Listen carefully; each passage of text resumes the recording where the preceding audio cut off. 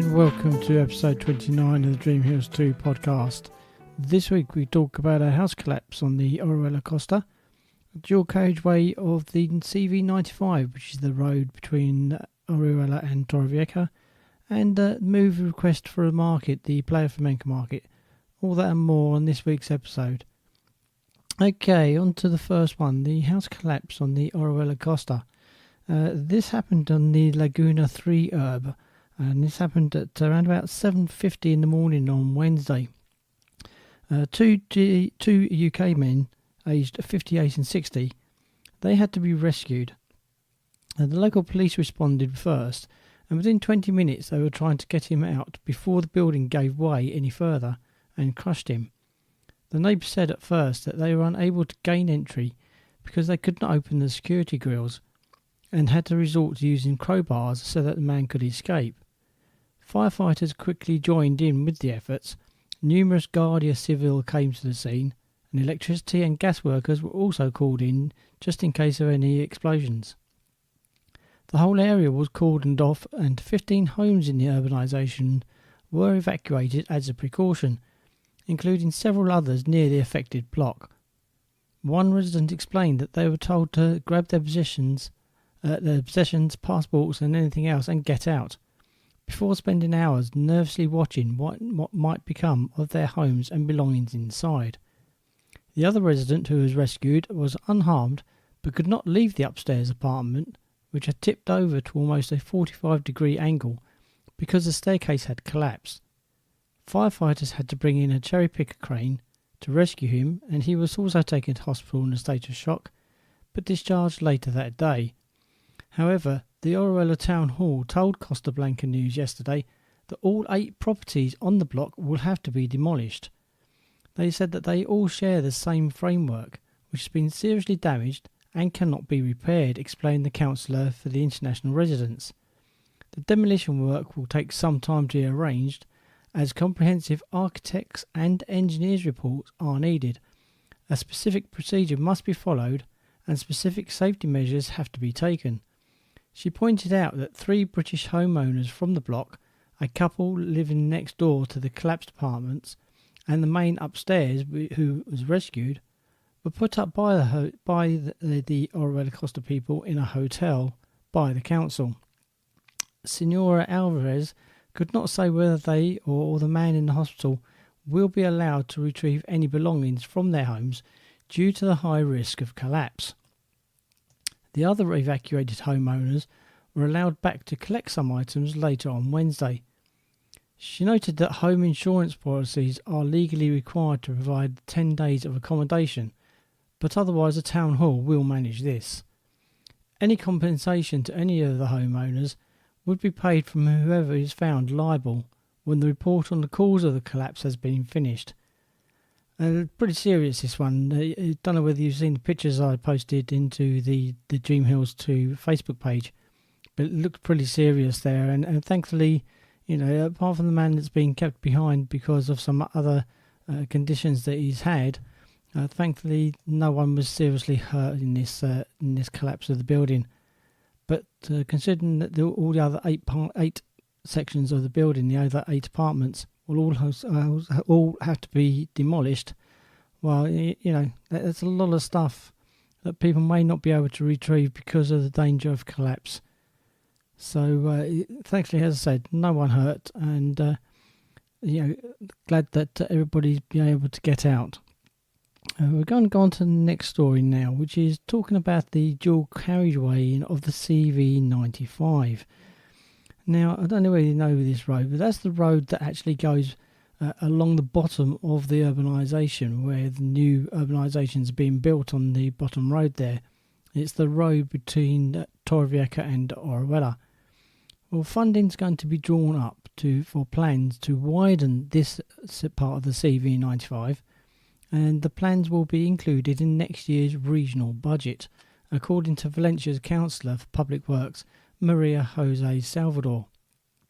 Senora Salvador told Regional Podemos Party Deputy Antonio Estan and the Orihuela businessman of the initiative during a meeting in the city.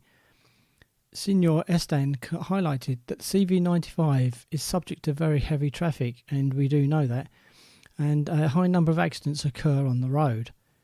The deputy stated that the project drawn up for the failed scheme back in 2007 can no longer be used because environmental laws have changed. Now, I didn't know that there was plans to widen the CV95 that long ago, but obviously there were. And people are being blamed for this, that and whatever, and it not being built. It does mean also that heavy lorries that have been blighting the area lately because of all the new building going on, it looks like, once all this has been organised and is started, a lot more heavy lorries and building work will be going on. It is a very busy road, especially when you're going from the Torrevieja past our urbanisation at the very bottom of it anyway, and up to the roundabout for the AP7, then past San Miguel de Salinas. Also, if the open cast mine that was talked about last week, if that goes ahead, even more dust and heavy lorries and God knows what going along that road. It is needed, but as I say, a lot more heavy roads and heavy lorries, and noise and everything else associated with that will happen.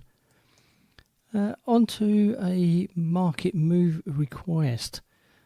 Basically, they're asking for the market down at Playa Flamenca, the one on Saturday.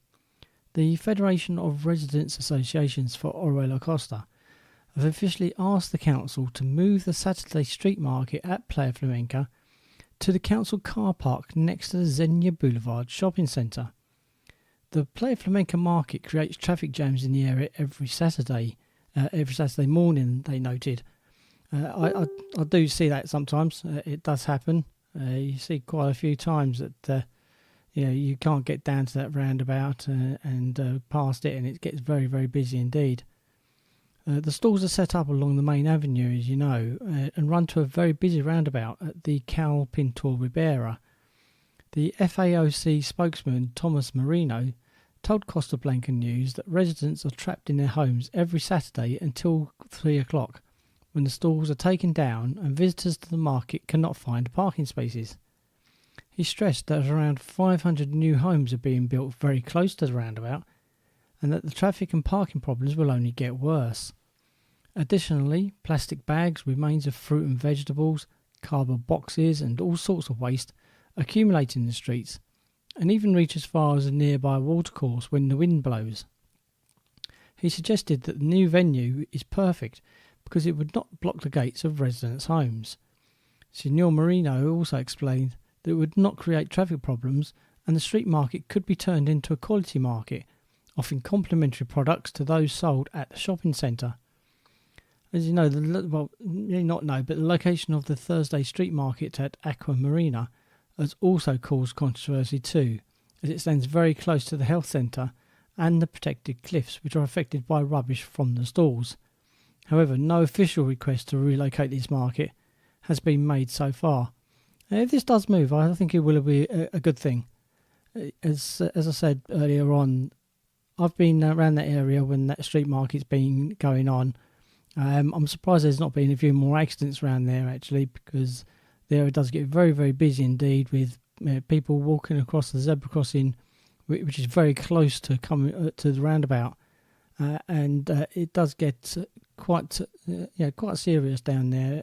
And move it. I think that would really be a really good idea indeed. Corvera Airport rears its head again.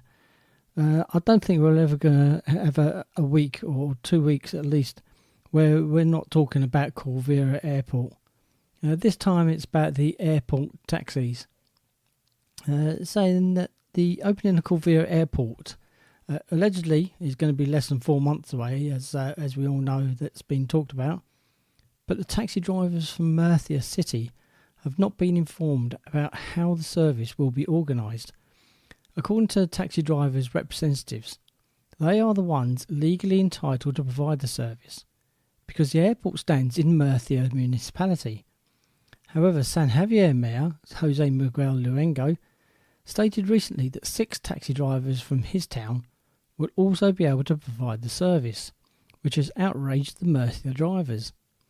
City taxi drivers have warned they will go on strike every Thursday from 10 o'clock till 1 o'clock until the airport is supposed to start operating on or before January the 15th. At the same time, drivers from Fuente Alamo have also claimed that they are entitled to provide a service to and from the airport as part of the site is in Fuente Alamo municipality.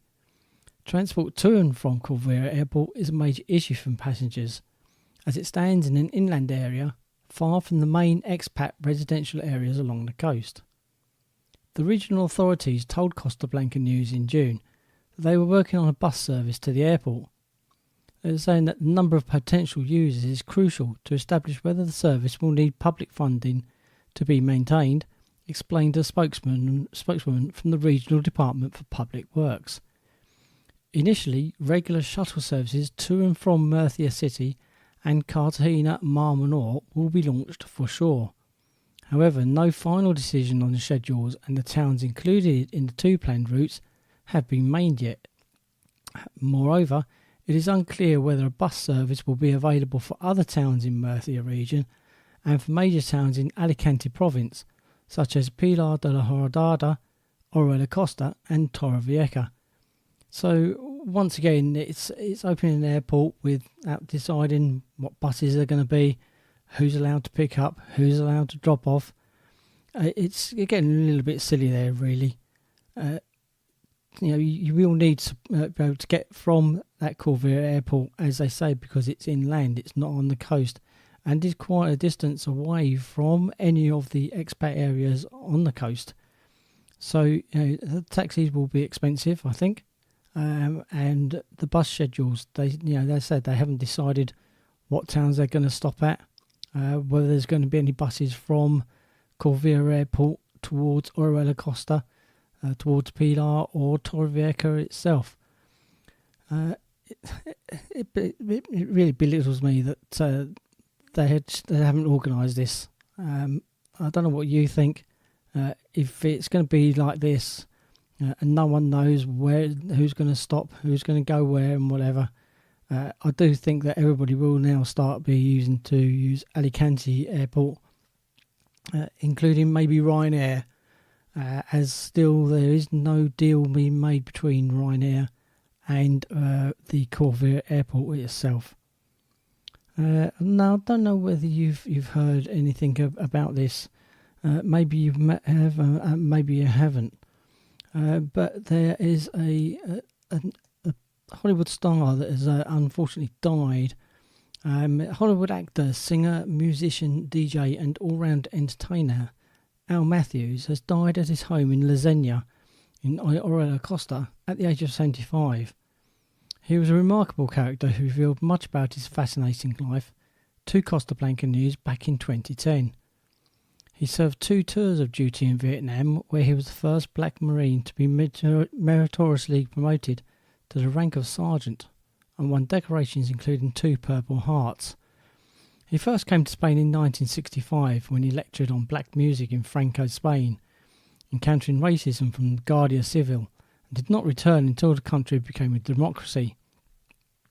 Now, I don't know whether you've seen the person, but basically he was a cigar-chomping Marine, Sergeant Apone, in the 1986 sci-fi action film Aliens, for which director James Cameron just told him to be himself. He's also appeared on screen with Superman and James Bond. A self-confessed applause junkie, he was first on the stage at just 4 years old in Brooklyn. His anecdotes were engaging, touching and often ribald or potentially libelous, but he admitted being too long in the tooth to care if you are offended.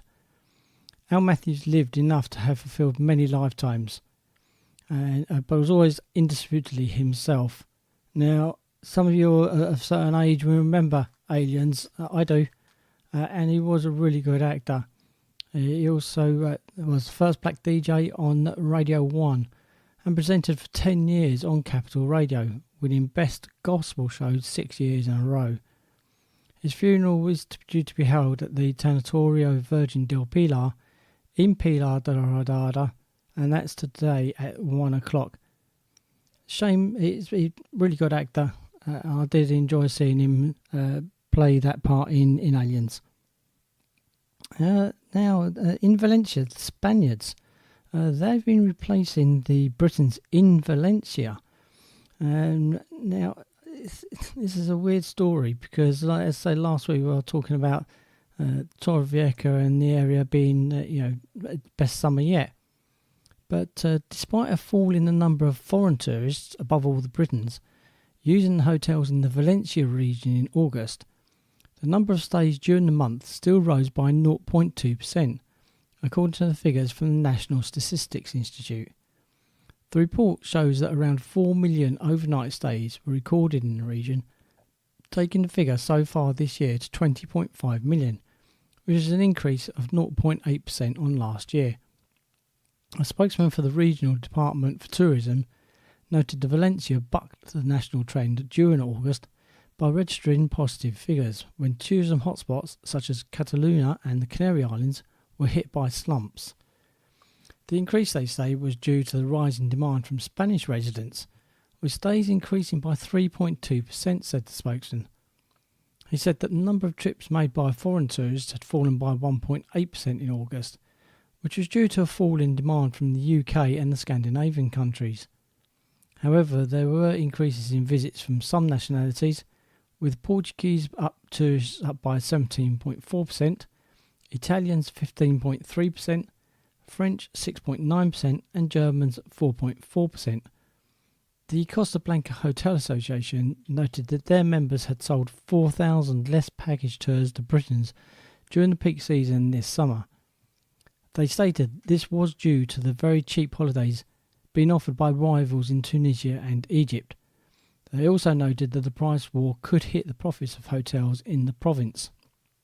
Now, this surprised me that the demand dropped due to price wars in Tunisia and Egypt. Now, as we know, there's been a few problems in those areas, but they are very well liked by the Britons, especially the British, and they do like going to those places. So, as I say, the Spaniards that they have increased in Valencia itself, and let's hope that it continues with everything happening in the world anyway. Ryanair, well, what can we say about them? It's a funny situation with them at the moment. As you know, they've put out their luggage charges have changed once again. But the new policy is to charge passengers to take hand luggage onto planes. It's going to be investigated by Italy's competition watchdog Antitrust. Also in Spain, a few days after Ryanair announced its new policies, the two major consumer associations, Facua and OCU, made similar complaints to the Spanish Ministry of Transport over the luggage charges. They're basically saying that hand luggage is an essential element in travelling and should be included in ticket price rather than as an add-on, allowing easier comparisons across the market. As we know, the budget carrier announced last month that from November, people with non-priority seats, normally the cheapest fares, will only be able to take one small personal bag onto flights as long as it fits under the seat in front, such as a handbag or a laptop case. They will then have to pay €9 to check in a carry-on bag of up to 10 kilos, and until the change, these were wheeled out of the aircraft and loaded onto the hull before takeoff. Ryanair said the new regime was not about making money, but was intended to improve punctuality and reduce boarding gate delays. Well, sorry Ryanair, you brought this thing in the first place. You should sort it out. They have come back and actually said that on September the 6th, Ryanair announced that it would give a free 10-kilo check bag to all non-priority customers who booked before the 31st of August, when the new charges were announced, to travel after the 1st of November. I still don't think that's good enough.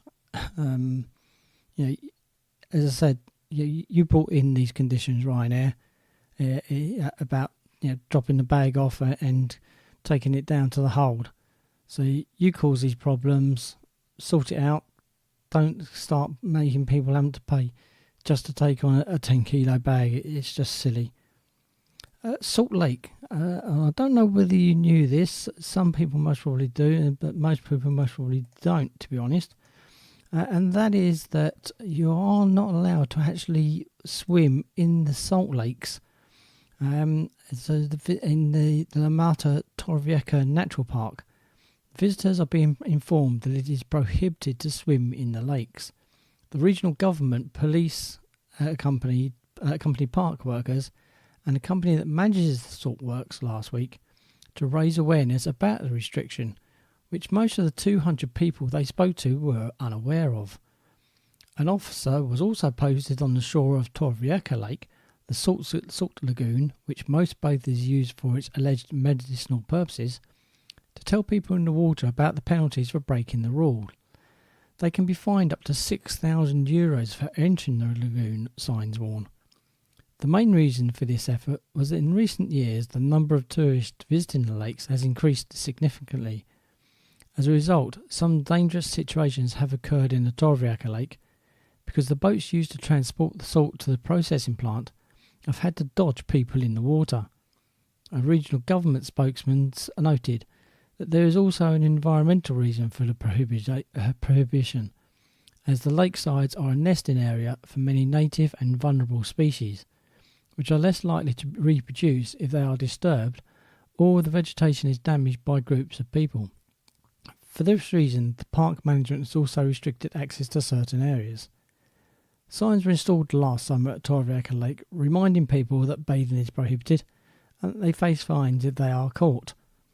Now, I didn't know that you weren't allowed to swim in it. I've never actually gone down there and swum in them anyway, but I didn't know that this rule existed. So yeah, just if you do go down there, be careful. Don't go bathing in there because you will get fined. And €6,000 is quite a heavy fine there. Well, that's it for this week. Once again, thank you for listening. I'm keeping this going as much as I can, but I would like, if at all possible, some sort of interviews with the businesses, if at all possible. And as I said, I will be out there in October and maybe be able to get a few snippets from the businesses over there. But once again, thank you for listening, and I'll talk to you again next week. Bye-bye.